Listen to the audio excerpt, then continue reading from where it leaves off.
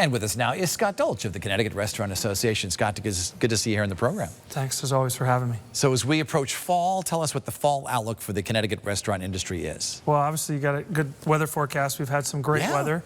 Outdoor dining extending as much as we can into the fall before the winter. But, you know, it's just a great time to continue to support our local restaurants. And you're seeing so much energy and excitement around the state of what they're doing coming out of the summer. Ideas going to the fall. We're already, you know, starting to talk about holiday season.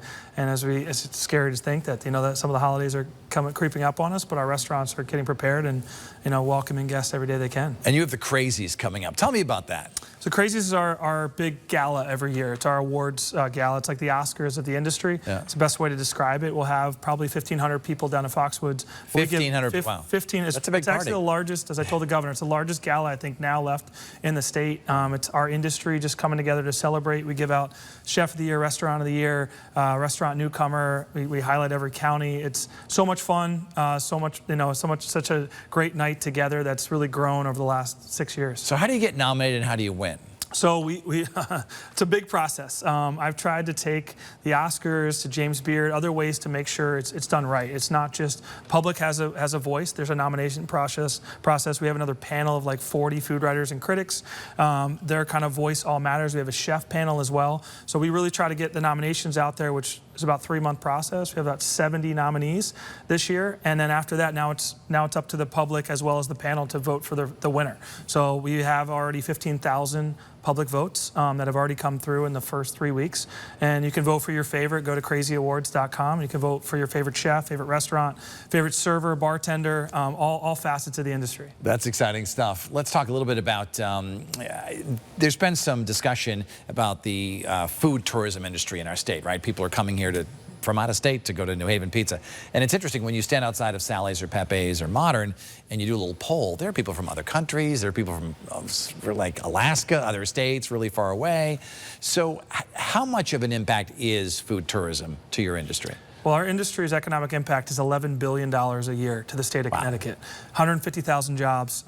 Culinary tourism is probably the best word to use, is a real thing. I think we try to highlight that, say it to the governor, legislative leaders every day, that we need to do more to support culinary tourism. People travel for food. You travel town over, you'll travel, you know, down to New Haven from other states for the best pizza, we think, in the world, or at least in the country, as we say, with some of the highway signs. But it's important that we highlight that, because the more tourists that we have in, the more people are hopefully staying overnight, spending money in our restaurants, maybe seeing Connecticut as a destination to live long-term, maybe to work. So I think we're the start of that. We need to do more for supporting tourism. And there's been some discussion about possible cuts to the tourism budget. How much would that impact you negatively? I think it would be just one of the worst decisions to make if it was to be cut and brought back to a level of about $4 million. You compare it to our peer states, Rhode Island spending 12 to 15 million, Maine spending 23 million.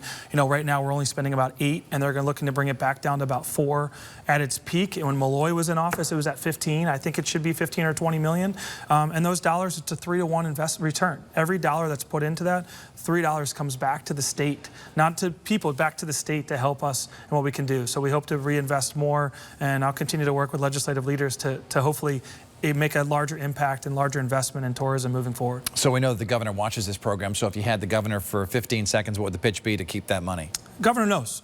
He knows how important our restaurants are, how important hospitality is, and I'm hoping he can work with leaders to step up and use our tax dollars. You know, we're generating $1 billion in sales and use tax as hospitality to our state annually.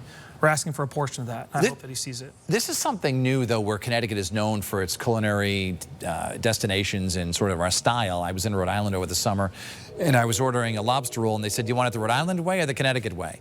And of course, the Rhode Island way is with the cold and the you got to go Connecticut. Yeah, anything Connecticut, which is hot and butter. Which, of course, right? I know that's a big argument, but do you find that Connecticut's getting a reputation? I hope so. I mean, you go back to the Crazies in that conversation. I mean, part of my job is to elevate the culinary scene. We have some of the best chefs, I would not only say in the region, nationally, but in the world.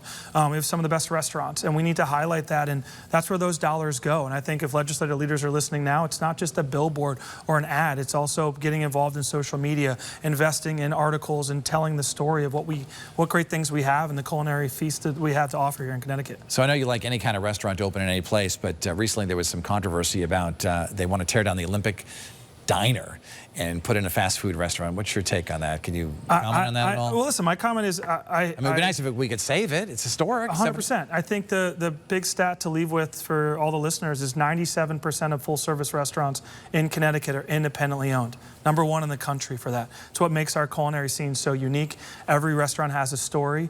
I want to keep these independent restaurants open. I love hearing the stories that have been open. I was with the restaurateur this morning.